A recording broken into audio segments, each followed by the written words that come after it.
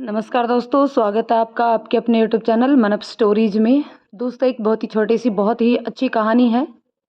अंत तक ज़रूर सुनिएगा, आपको ज़रूर पसंद आएगी। और अगर पसंद आए तो लाइक शेयर करें, और चैनल पर नए हैं तो प्लीज़ चैनल को सब्सक्राइब ज़रूर कर लें। जून माह की उस उष्ण गर्मी में आज सूर्य अपनी प्रचंड तपीस पर था। प्रचंड गर्मी से इंसान तो इंसान, पेड़ पौधों को भी पसीना आ रहा था।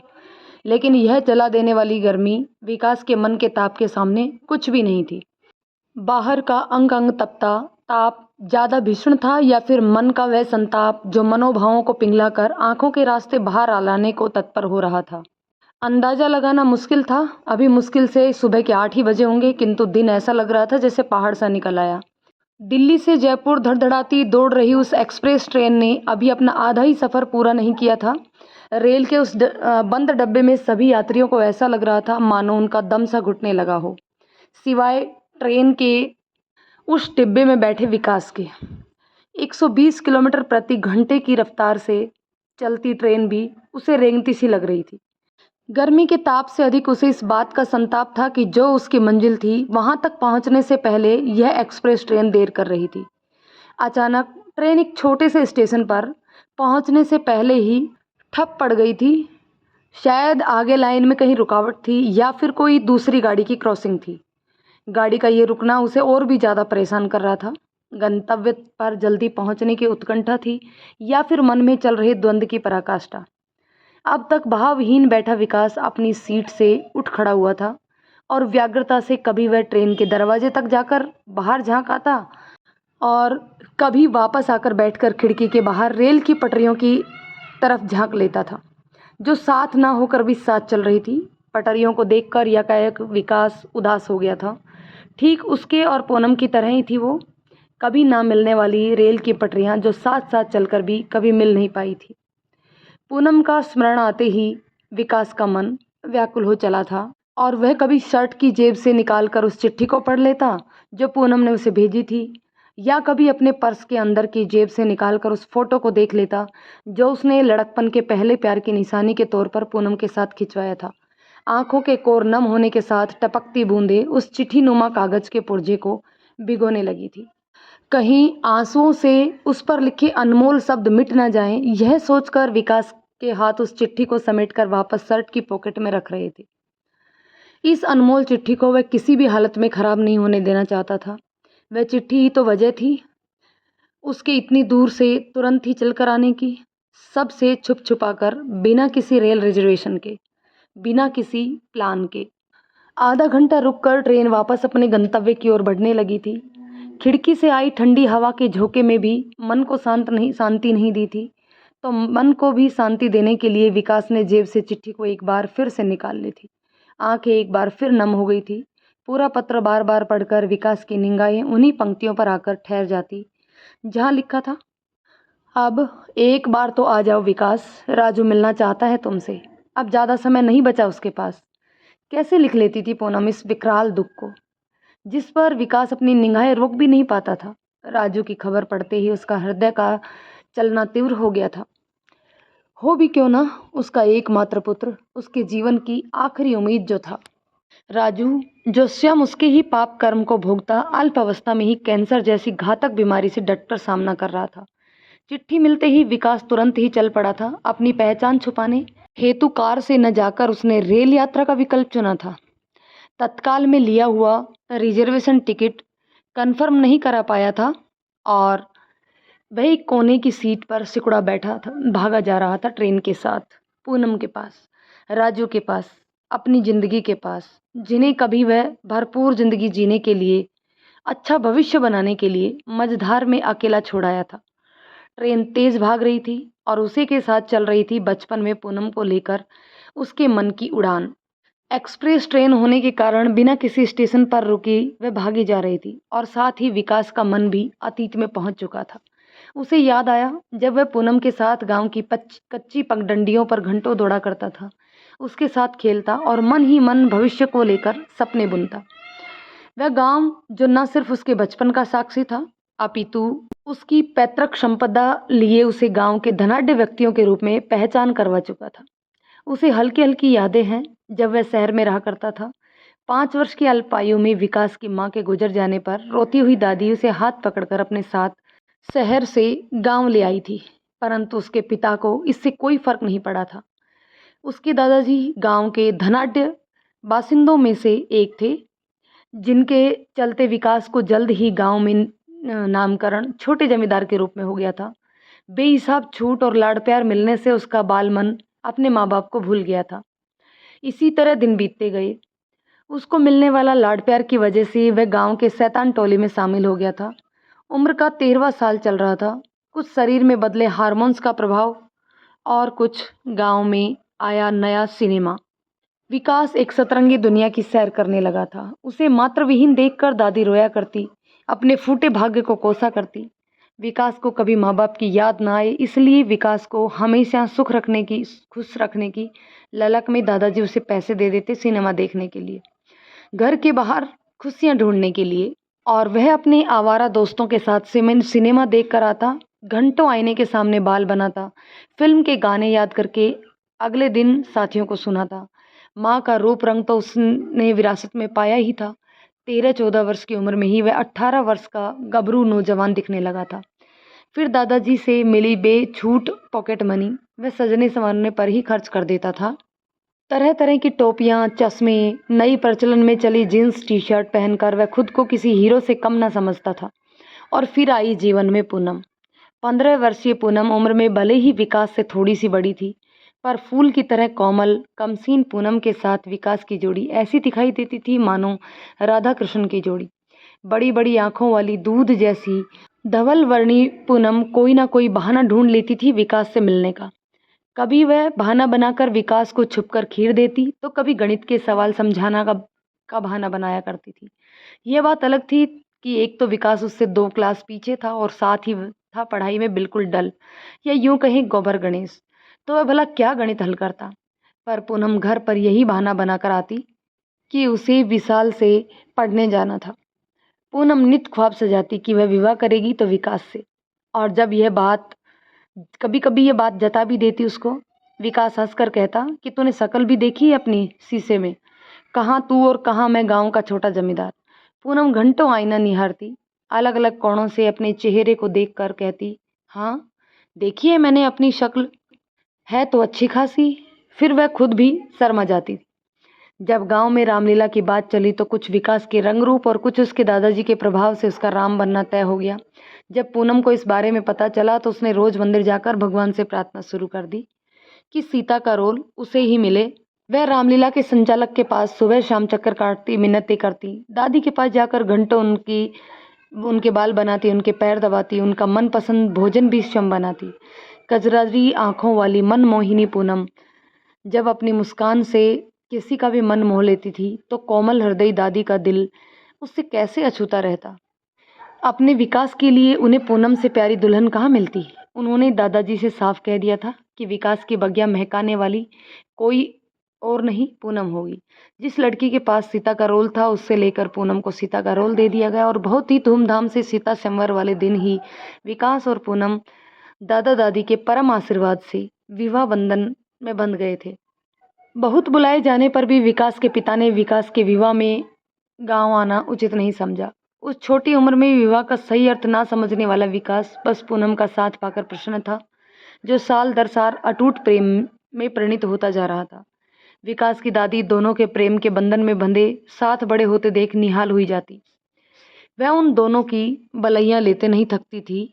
प्रेम की रथ पर सवार वे दोनों एक दूसरे में मगन रहते और यौवन की दहलीज पर आते आते उनके प्रेम की बगिया में राजकुमार नामक प्यारा सा फूल खिल चुका था।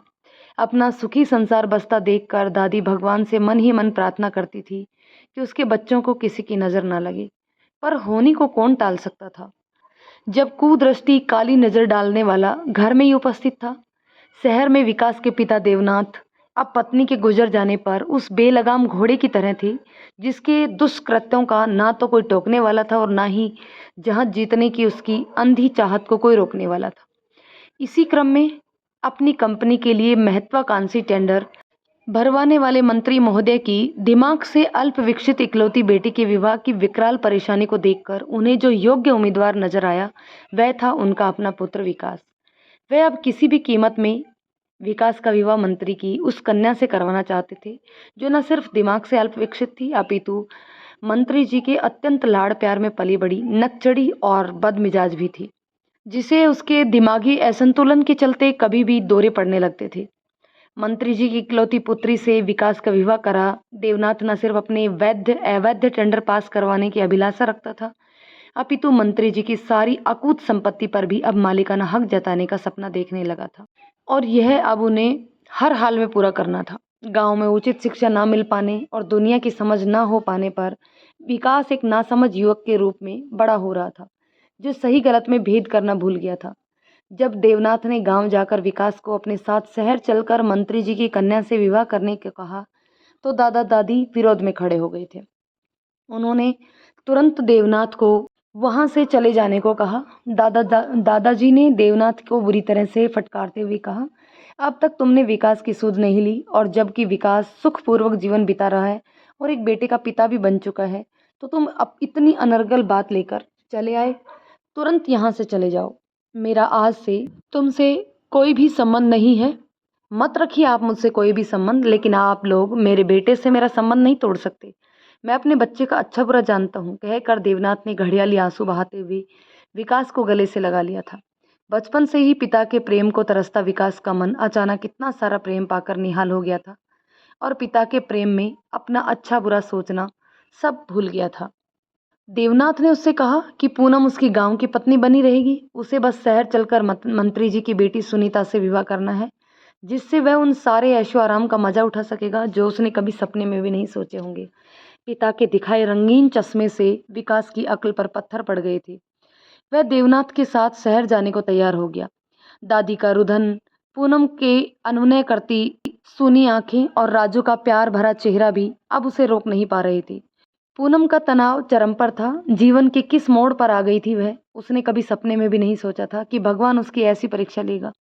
वह विकास के समक्ष जब न जाने के लिए गिड़गिड़ाई तो विकास ने हंसते हुए कहा, पगली, मेरा तेरा प्यार कोई एक दिन का थोड़ी ना है जो मेरे शहर जाने से टूट जाएगा। मैं शहर जाकर बहुत सारे पैसे बना लूँ, फिर तुझे और राजू को अपने साथ ले जाऊंगा। इधर विकास ने शहर की ओर कदम बढ़ाए थे और उधर दादाजी ने प्राण त्याग दिए थे।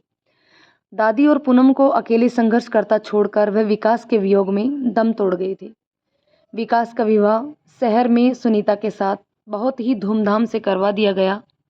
अब मंत्री जी का दामाद बनने के कारण वह स्वयं को कहीं का राजा महसूस कर रहा था। देवनाथ ने उसे भोग विलास का वह सागर दिखा दिया था जिसमें तैरकर वह अपने गांव, अपने सुखी संसार से बहुत दूर निकल आया था। दादाजी की मृत्यु का समाचार भी उसके मन को विचलित नहीं कर पाया और बस वह औपचारिकतावश मात्र एक दिन को आकर वापस लौट गया था। ना कुछ पूनम से कहा सुना और ना ही राजू को गले लगाया। साल दर साल बीतते गए। भोग विलास में डूबा विकास ना यह देख पा रहा था कि वह सिर्फ देवनाथ का मोहरा मात्र है, ना ही उसे अब पूनम का एक क्षण भी ध्यान आता था। अपने जीवन की अंतिम अवस्था में इतनी विकराल परिस्थिति को ना सह कर पाने के कारण दादी भी पूनम को अकेला छोड़कर चिर निंद्रा में विलीन हो गई थी। पूनम सूख कर काटा हो चुकी थी। पूरी तरह से मुंह फेर चुके विकास से उसने अब संपर्क करना बंद कर दिया था। दादाजी अपने पीछे बहुत जायदाद छोड़ गए थे, लेकिन जिस प्रेम रूपी द्रव्य की पूनम को अभिलाषा थी वह उसके जीवन से रिक्त हो गया था। लेकिन यह उसकी दुखों का अंत नहीं था। विधाता ने न जाने कितने दुख उसके जीवन में लिखे थे। राजू अक्सर बीमार रहने लगा था। पूनम की उसे स्वस्थ रखने की सारी कोशिशें असफल होती जा रही थी। जब राजू की तबीयत में कोई सुधार न होता दिखाई दिया तो गांव के चिकित्सक ने पूनम को राजू की सारी जांचें शहर जाकर करवाने को कहा। जिस अनहोनी का डर था वही हुआ। राजू ब्लड कैंसर जैसी घातक बीमारी से ग्रसित निकला। यह सब जानकर पूनम के तो जैसे प्राण ही निकल गए थे। जिस दिन वह जांच कराकर राजू को वापस लेकर घर आई, उस पूरे दिन उसने भोजन नहीं किया।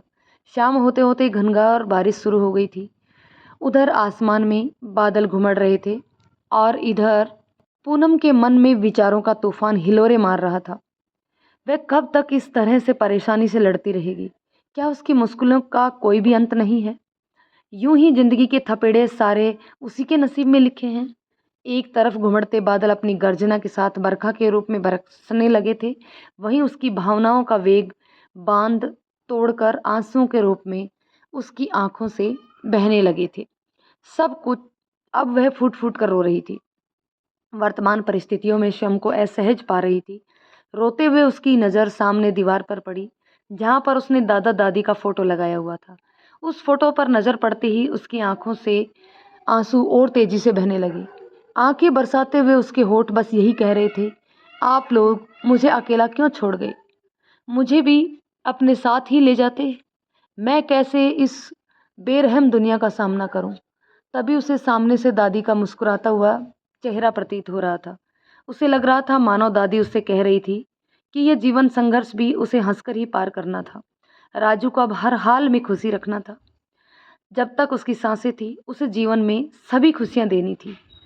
पूनम ने पुत्र प्रेम के ऊपर अपना आत्मसम्मान गिरवी रखकर विकास से संपर्क करने का फैसला किया।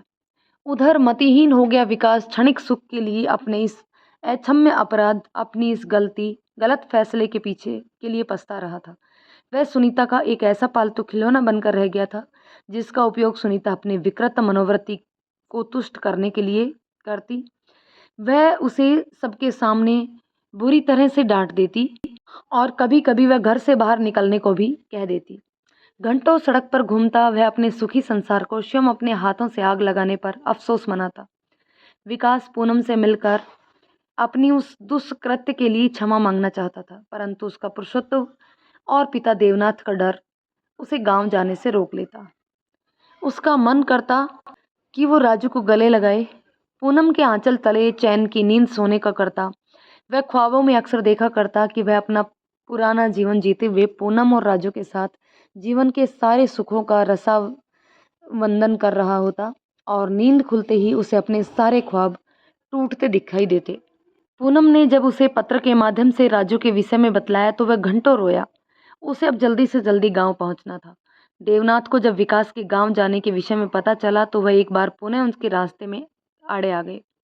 उसे प्यार से धमकाते हुए बोले, इस समय मंत्री जी चुनाव प्रचार में व्यस्त हैं, ऐसे में तुम्हारा गांव जाना और पूनम और राजू के साथ पाया जाना उसके राजनीतिक करियर के लिए घातक सिद्ध होगा और साथ ही साथ हमारे लिए भी। उम्मीद है तुम समझ गए होंगे और अपने गांव जाने का कार्यक्रम कुछ समय के लिए टाल दो। मोह ने एक बार फिर प्रेम पर विजय हासिल कर ली थी। सामाजिक प्रतिष्ठा का भय, पिता के धन लोलुपता ने विकास के पैर में एक बार फिर से बेड़ियां डाल दी थी। उसने पूनम को अपने आने की असमर्थता से अवगत करा दिया था। अब पूनम इस समाचार से तनिक भी विचलित नहीं हुई थी। उसका हृदय शुष्क हो चुका था। जिस सुख की अभिलाषा में उसने सालों साल बिता दिए थे वह उसके भाग्य में ही नहीं था। जिन ख्वाबों को सजाने के लिए उसने पूरी जिंदगी प्रतीक्षा की थी वह उसे दरकते प्रतीत हो रहे थे। उसे अच्छे से समझ आ चुका था विकास वापस नहीं लौटेगा।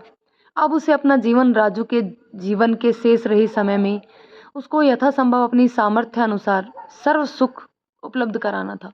वह ना चाहते हुए भी राजू के साथ हंसती थी, उसके संग खिलखिलाती थी, उसे अपने हाथ से भोजन कराती और समय समय पर चिकित्सीय जांच भी। धीरे धीरे राजू का स्वास्थ्य और भी खराब होने लगा। प्रतिदिन उसकी चिंता में धुली रहने वाली पूनम अब सूख कर कांटा हो गई थी। चिकित्सकों ने अब जवाब दे दिया था। राजू के पास सांस लेने के लिए बहुत कम समय बचा था और पूनम वह भी कहाँ इससे अछूती थी। उसकी तो सांसें स्वयं राजू ही था। वह एक बार अपमानित होने के कारण दोबारा विकास से संपर्क नहीं करना चाहती थी, परंतु वह राजू को जितना अपना समझती थी उतना ही अधिकार विकास का भी मानती थी। इसलिए अपने अंतिम समय में राजू विकास के दर्शन भी कर ले, यह सोचकर उसने भारी मन से विकास को पत्र लिखा। प्रिय विकास, ज्ञात नहीं तुम्हें प्रिय संबोधित करने का मुझे अधिकार है या नहीं। तुमने मुझे प्रिय माना हो या नहीं, परंतु वो ईश्वर जानता है तुम मुझे संसार में सबसे प्रिय रही। इसलिए चाहे तुम मुझे प्रिय कहने का अधिकार दो या ना दो, तुम मेरे लिए सदैव प्रिय रहोगे, मेरे अंतिम सांस तक, जिसे मैं कब लूँ मुझे स्वयं भी नहीं पता। बचपन में तुमने जो प्यार का नीड़ बनाया था वह तुम्हारे हाथों ही उजड़ जाएगा, ऐसी मैंने न कामना की थी और न ही कल्पना। जिस दिवस तुम मुझे यहाँ अकेला छोड़कर गए थे वही मेरे जीवन का अंतिम सबसे सुखद दिवस था। उसके बाद बस मेरा शरीर ही सांसें ले रहा है, आत्मा जो तुम अपने साथ ले गए। देखो, मेरे सारे सुख, मेरे सारे वैभव तुमसे ही थे। तुम्हारा साथ क्या छूटा, मेरी तकदीर ही मुझसे रूठ गई। पहले दादाजी गए, फिर दादी, अब शायद राजू और उसके संग मैं भी। तुम गांव के छोटे जमींदार थे और मेरे हृदय पर पूर्ण अधिकार रखने वाले महाराज। तुम भी चले गए, परंतु मेरी सांसों को अपना कर्जदार बना गए। न जीते बना, न मरते। राजू जो साथ था, अब ये जिम्मेदारी भी मेरे हाथ से छूटे जा रही है। अब तो आ जाओ विकास, राजू मिलना चाहता है तुमसे। अब ज़्यादा समय नहीं बचा है उसके पास।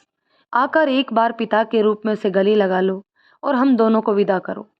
तुम्हारी कहलाए जाने का अधिकार तो मैं नहीं रखती, परंतु अंतिम सांस तक तुम्हारी पूनम। इतना हृदय विदारक, इतना अनमोल, पवित्र प्रेम का साक्षी पत्र पढ़कर विकास पल भर भी नहीं रुका। पिता कहीं उसकी राह में फिर से रोड़ा न डाल दे, इसलिए उन्हें बिना बताए घर से बिना कार लिए ट्रेन के रास्ते चल पड़ा। अब उन्हें क्या बताना था, क्या शेष रह गया था। शम उसे भी भय था कि क्या उसके पवित्र प्रेम के भग्नावशेष शेष रह गए होंगे। यह पूरे रास्ते बस यही प्रार्थना करता रहा कि भगवान अगर उसे एक अवसर दे दे तो वह अपने अधूरे ख्वाबों को खुलकर जिएगा। पूनम और राजू को समाज में स्वीकार कर अपना नाम देगा, वापस शहर नहीं लौटेगा। उस छद्म दुनिया से दूर यहाँ गांव में अपना प्यार का संसार बसाएगा। ट्रेन नियत समय पर जयपुर पहुंच गई थी और उसे अब वहां से अपने गांव के लिए बस से सफर तय करना था। लगातार के 1 घंटे के सफर के पश्चात अब वह अपने गांव के बाहर खड़ा था। वहां से तांगा लेकर अपनी हवेली की ओर बढ़ रहा था। वह हवेली जिसकी वैभवता को उसने शम दीमक बनकर चाट लिया था। न जाने क्यों विकास का मन यकायक घबरा रहा था।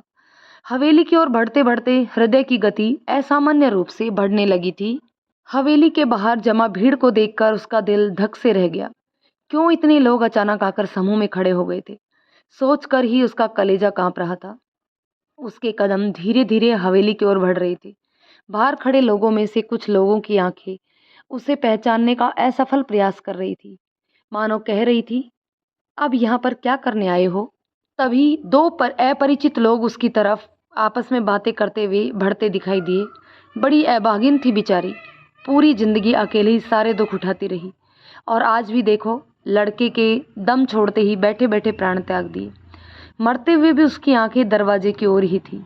न जाने अभागी किसका इंतजार कर रही थी।